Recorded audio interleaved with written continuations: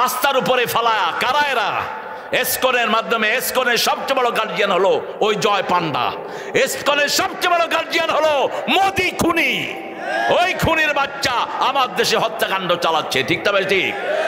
এই জন্য আমাদেরকে সতর্ক হতে হবে। ইসকনের গুন্ডারা আমাদের মেয়েদেরকে চরিত্রহীনা বানাচ্ছে। ইন্টারনেটে তারা সুন্দর সুন্দর মেয়েকে দিয়ে আমাদের ছেলেদেরকে নষ্ট করছে, আর আমাদের মেয়েদেরকে ইসকনের কুত্তারা নষ্ট করছে। সতর্ক থাকবা বাবারা, বোনেরা, তোমরা কখনো ইন্টারনেটে কোনো অবৈধ সম্পর্কে জড়াবা না। ইন্টারনেট আমাদের জন্য সবচেয়ে বিষাক্ত একটা জায়গা, ঠিক তবে ঠিক।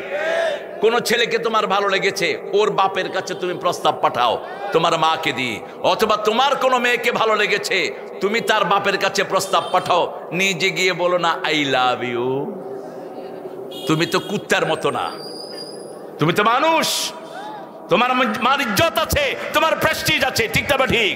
তুমি যদি সুন্দর ছেলে হও, লক্ষ মেয়ে তোমার জন্য পাগল থাকবে, আর তুমি মা যদি চরিত্রবান হও, হাজার ছেলে আল্লাহ তোমার জন্য মিলিয়ে দিবেন। সেই জন্য আল্লাহ আমাদের মা বোনদেরকে ইসলামের উপর কবুল করেন। আমাদের মেয়েরা, পৃথিবীর শ্রেষ্ঠ মেয়ে হলো বাংলাদেশে। কোথায়?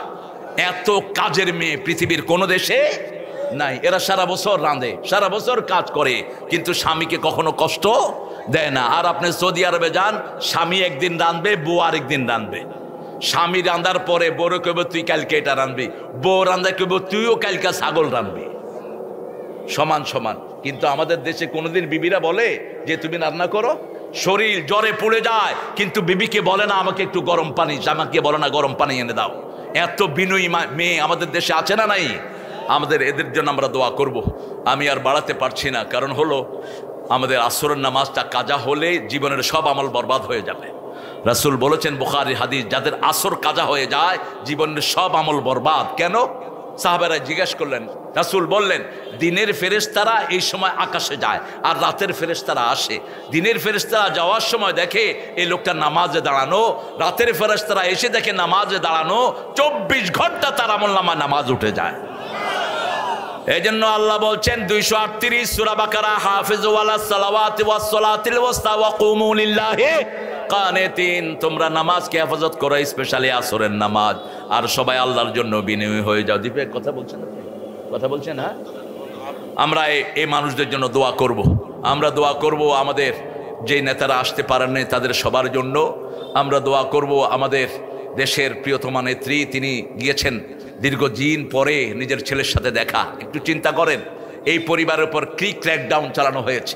কোকোকে পিটাইতে পিটাইতে মেরে ফেলছে, আর তারেকের শরীরে এমন কোনো জায়গা নাই যেখানে তার হাতুড়া দিয়ে পিটায়নি। আমি তো খুব কাছ থেকে তাকে দেখেছি। আর বিগত আপনারা জানেন একটা মামলা ওনার নামে দিয়েছে, ওই মামলার টাকাটা উনি ব্যাংকে রেখেছেন, 2 কোটি টাকা বেড়ে 8 কোটি হয়েছে। এরপরে মামলা কি দিছে, উনি এতিমের পয়সা মাইরা খেয়েছে। তো পয়সা মাইরা খালে 2 কোটি 8 কোটি হয় কেমনে? মূর্খ। কে কে করবে এটা সুরাহা? একজন করেছেন, তিনি কে? তিনি কে? আল্লাহ।